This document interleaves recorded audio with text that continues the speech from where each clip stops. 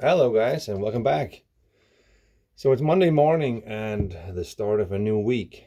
So just want to keep you up to speed with what have happened this weekend and what we're working on. So first of all, I want to share with you what I added to my McBaron tobacco cellar this weekend. So what I have mentioned in other videos is that I'm currently focusing on finishing, more or less, my McBaron uh, tobacco cellar, since, as I've said many times by now,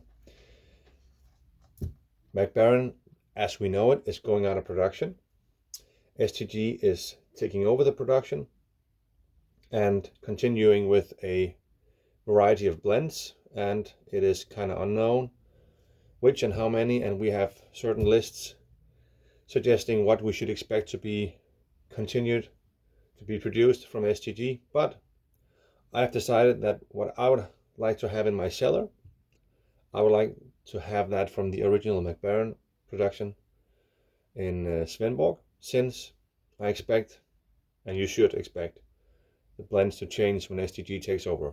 If they do a good job, it will be slightly different. You could expect it to be quite a difference. So, even though that blends like Virginia Number One, Mixture Scottish, and even some of the HH that goes for Europe will stay in production, what goes in my cellar should be from the original production. So I'm at least safe in that regard. So I've written down a Excel spreadsheet of the blends that I would like to cellar from McBaron, and I'm mainly focusing on the flakes and on the roll cakes, the coins, since I like them and they will probably age the best. And a few of their ready wrap tobaccos. Anyways, HH is top of the list. So today or this weekend we added 10 tins of McBaron Bold Kentucky, and actually this is a tobacco that I haven't tried. The reason for this is that HH was discontinued years ago in Denmark. I remember when I first started out, HH was available in Denmark, but at a limited. Not every blend was available. I think I can remember that stuff like the Pure Virginia, maybe the Old Dark Fired. At least two or three was available, and I never got around to try them before they were discontinued in Denmark. And then for the most of my pipe smoking time, they weren't available at all. And it is also, it was all the time something that I really wanted to expand on and try all the different HH, and I've tried most of them, but this is one of the blends that I never tried. But I would be happy to see it gone. I would be sad, sorry, to see it gone. I actually don't remember if this is included in the German/European list of blends that will be continue to be produced by STG. But anyways, I would like to have it in my cellar, and I settled for 10 tins. So I'm done with Bold Kentucky for now. So we will be adding 10 tins to that. And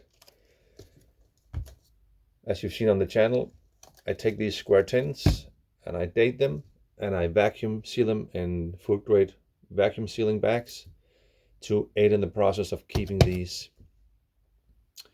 sealed over years. I will probably not get to these tins before 10 years or something in that regard. So that was Bold Kentucky. Then I'm very fond of what they used to call vanilla flake, McBaron vanilla flake, or McBaron vanilla ready rubbed. It's a aromatic tobacco that I tried for a long time ago, and it is one of the very few aromatic pipe tobaccos that I'm coming back to and actually really enjoying. I didn't care much for it in the beginning because back then when I was first starting out, I was trying so many different aromatic pipe tobaccos, because when I first started, all I was looking for was mild and sweet and something that wouldn't offend you taste-wise. And I guess many of us started that way. When pipe smoking is new to us, we try not to get offended by something very heavy or very smoky or very strong. And I was at least researching for the mildest of stuff, and actually I ended up in a corner where I was trying all of the heavy topped, heavy cased, hairy aromatic pipe tobaccos. And it's first when I, by coincidence, tried some Virginia number 1 and mixture Scottish that goes from Mac Baren, that I actually kind of found out that they were actually tasting just as sweet, if not more, if they were smoked correctly. So it was like the light bulb kind of went on, and I started digging into the more not topped tobaccos. They are still pretty heavily cased, but which tobacco is not? And on a side note, actually, I saw a post from a very dear pipe friend here in Denmark. He was posting a video where he, or a post on Facebook, where he opened a very old tin of Old Dark Fired, and he really enjoyed the process of seeing the crystals on it, and he paired it with a favorite pipe of his, and he was enjoying the tobacco. And then he said that this tobacco is pure tobacco. It's not cased, it's not topped, just the pure tobacco experience. And people often forget that these HH lines, they're not topped. They don't have a top flavor, but they are, I suspect they are just as cased as any other tobacco. Casing goes hand in hand with pipe tobacco.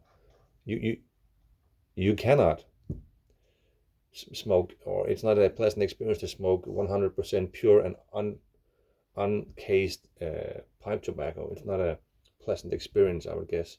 So when we say that we're enjoying this HH and we are smoking the pure tobacco, it is correct in that sense, that is very pure in the world of pipe tobacco, but it's not pure in essence. So anyways,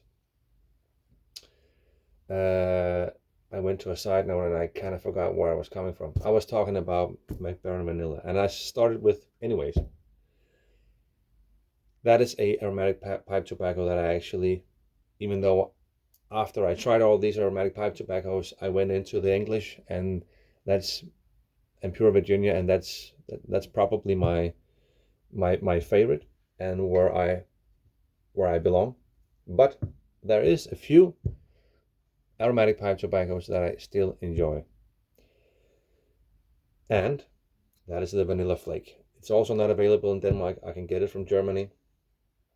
What I got a tip about is that people say that the Mac Baren Vanilla Classic is the name today, since they're not allowed to market anything with names of flavor. So the vanilla is today called Classic. They have a version of this that I will be adding to my cellar. As you can see, I just have a stack of 5 here. It's the vanilla roll cake. But since it is branded with the same kind of logo as the Classic Flake and the Classic Ready Rubbed, people think that this is the exact same tobacco, just in a coin form, in a roll cake. But I recently found out that this is not the case, and this is not just guessing work. This came from the guy that made this tobacco himself, Mr. George Jensen, who was the former blending guy from Mac Baren. You probably know him if you're watching this video. Anyways, he explained in a recent podcast that this tobacco was a completely new blend made from scratch. So people often mistake it for just being the same tobacco in a different form. But in fact, the vanilla flavoring and the topping, so to say, is different. It's a different vanilla topping. Of course, it's in the same ballpark. that makes sense, but it's actually a different tobacco. On the top of my head, I cannot remember if the if the tobacco blend itself is the same, but I expect it to be not to be exactly the same. So this was made from scratch, and the goal was to make a slightly less heavy aromatic blend on the vanilla side, and more of a roll cake where the taste, the original taste, or the pure taste of the tobacco blend goes more in balance with the added top flavor from the vanilla, from the bourbon vanilla. So it is often liked by guys that do not smoke heavy aromatics on a daily basis, and the classic flake and the classic ready rubbed are more deeper into the aromatic segment of pipe tobacco. So on my spreadsheet it says that I would need 10 of these to finish this blend, and now I can add the first 5.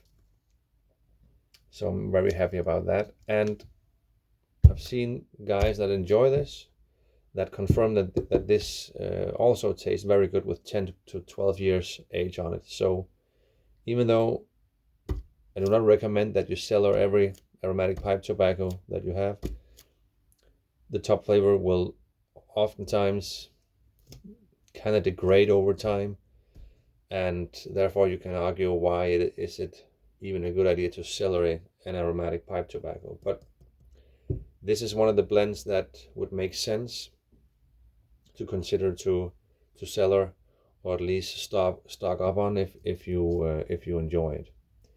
So I added, that's 15 tins. That's 1,000 grams that I just added to my cellar. So what else? I've been working on estate pipes as per usual. I cannot show you everything that goes through my hands and what I'm selling and what I'm getting in, because that just goes to be so many pipes. But I can show you 3 pipes that I recently restored that will probably at some point be put together in a updated video of my estate pipes for sale. But here we have a Danish estate pipe in a very unusual but very appealing shape. It's a brandy, like a cider combined with a brandy, and then we have a paneled shank. So it's a very beautiful and a tapered stem. Very beautiful shape. The pipe has no fillings, and the top of the rim has this beautiful concaved shape of the rim. It's stamped Danish Special, made in Denmark. And from doing some research, this was probably a sub-brand from the Danish Chris Will, if you're familiar with that brand, that was kind of behind Stanwell. And Chris Will was also a pretty large Danish factory-made pipe that was located in the southern part of Denmark, in the town of Kolding. So only 30 kilometers from here. And according to my research, this pipe came from there. So this could be very old, even from all the way back to the 60s. The condition is spotless. A classic Danish estate. Then we have another classic Danish pipe. This is the Georg Jensen line. The guy that I mentioned from McBaron, the head blender, Georg Jensen, he was actually the family owner of that pipe business. His father was the guy behind this pipe brand, and Georg Jensen started his career into the pipe world as a kid in this company, and ended up working on all the processes involved in that factory. So, and from there he graduated into when the factory closed before 2000, or even after 2000, and then he was picked up by McBaron. Anyways, beautiful straight billiard with a saddle stem and a metal enforcement of some sort on the shank that also makes it more visibly appealing. The line is Admiral. The stamps are crisp clear. The shape number is 30, and we also have a handmade in Denmark stamp on the bottom. Ebonite stem, perfect condition. Typical Danish billiard that is built for the perfect or as close to perfect smoking capabilities. So this is a pipe that you would buy because it just smokes great and the shape is true and tested. And for me, these are kind of below Stanwell, but that might just be my opinion. Um, yeah, no fillings, beautiful pipe. Came out great. Then I have a very old pipe. This could be like 70 years old. It's stamped Dr. Pat and it's also stamped Old Briar. Shape 73. It's kind of a system pipe because it's drilled here, but then you also have a false drilling going under where it would collect moisture, kind of like a system pipe. It's a very big piece of briar. No fillings, and it was kind of a mess to clean up because of this system drilling, but I got it cleaned out. It's a very big stem, like a bulky pipe. English or Danish, I cannot find much about it, but this pipe probably smokes great, and this is the kind of briar that is hard to get to in today's pipes. So even though this pipe is probably wasn't expensive and still won't be on the estate market, you will get a piece of briar here with quality that is hard to source today. So you can get perfect smoking pipes, and it's just funny to sometimes have a pipe like this in your rotation, and the pipe can be close to 70 years old, and the block and the briar itself is probably way over 100, even closer to maybe 200 years from the root, and that's just an amazing feeling, and this can last another 100 years if you take care of it. So as I said, be looking out for a sale video if you're interested in the estate pipe that will be going into that. So what I have on here is the pipes that I will probably pick up next to be working on. I got a few Stanwells. I was lucky to get my hands on a Stanwell bamboo from the Danish production. It's with an ebonite stem, so this, if I had to guess, from the 90s, 80s even. The bamboo Stanwells are increasing a lot in value on the estate market because many people find them very appealing. And also the artisan pipe makers, they also enjoy using this bamboo insert on the shank. And I would agree, it looks very appealing. The hard thing with Stanwell's bamboos, that is that this is the place on the shank where they would usually stamp the pipes. So many of them are not stamped at all. And some of them they try to stamp, but it's kind of difficult, I guess, to stamp in the bamboo itself. So this has a stamp. It's only Stanwell. So we don't have shape numbers, but this is a 107 small billiard, classic Stanwell shape. And they don't stamp them made in Denmark or Danish design. More often than not, they are not stamped. So you can have difficulties trying to or make sure that when from which production year they are from, but you know, we have other sources of dating. Ebonite stems that ended in the 90s, so this is from the 90s or older. Also the logos on the stem sometimes can be can tell you something about the age of the pipe. Yeah, but this is a very fine Stanwell pipe, and this will come out looking perfect, like a brand new pipe when I'm done with it. This will probably go into my personal collection to keep for years to come. Then we have another Stanwell pipe in a beautiful shape. These,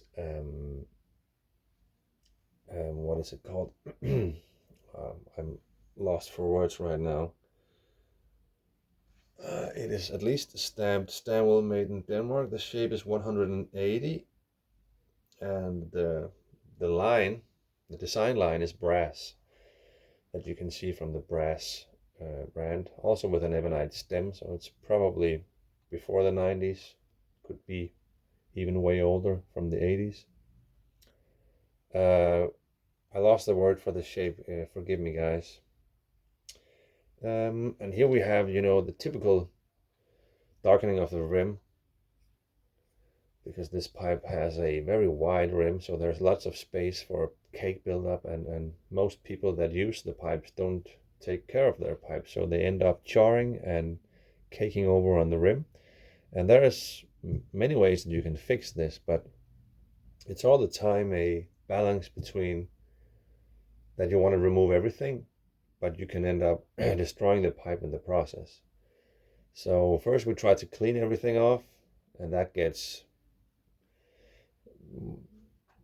most of the stuff out, like 80%, and then we have the discoloring left and the charring.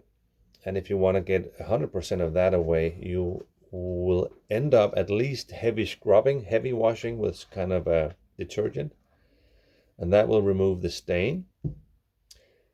So then you can restain the pipe. If that is not enough, like scrubbing with these kind of guys, this will remove the stain. If that is not enough, you end up going to sandpaper, and that will for sure remove the stain, but then you can restain it, and if you're great at restoring, you will be able to match the original color. But when you start with sandpaper, then you risk kind of changing kind of the shape. Obviously, if you sand it down, the pipe is destroyed. Then you have clean briar, but it looks shitty because this top is not completely straight. It has curves. So if you go too heavy with the sandpaper, you're not only removing the stains or the charring, but you are kind of making it more flat, and you can end up having a pipe that looks absolutely horrible. And then personally, I would rather have a small hint of charring and staining, that you would put some dye over and polish, and then it kind of blends in, and then it looks fairly good. Obviously you'll see that it's used, but sandpaper up here on a straight billiard, you have easier. Pipe like this, you can get away with sanding way easier. But still here, if you sand too heavily, this looks straight. It is not straight. When you sand it, it gets straight, and you will see how straight looks, because it looks like completely flat top, and it looks weird. Anyways, I'm digressing. This is probably the next 2 pipes that I'll be working on. So anyways, the title of this video will probably be about my addition to my tobacco cellar, but we went everywhere around here. I just wanted to give you guys a quick update here Monday morning, and the video is already being too long. So if you watched everything to the end, I will thank you for watching. We're looking out for more videos, and I'll see you guys in the next one.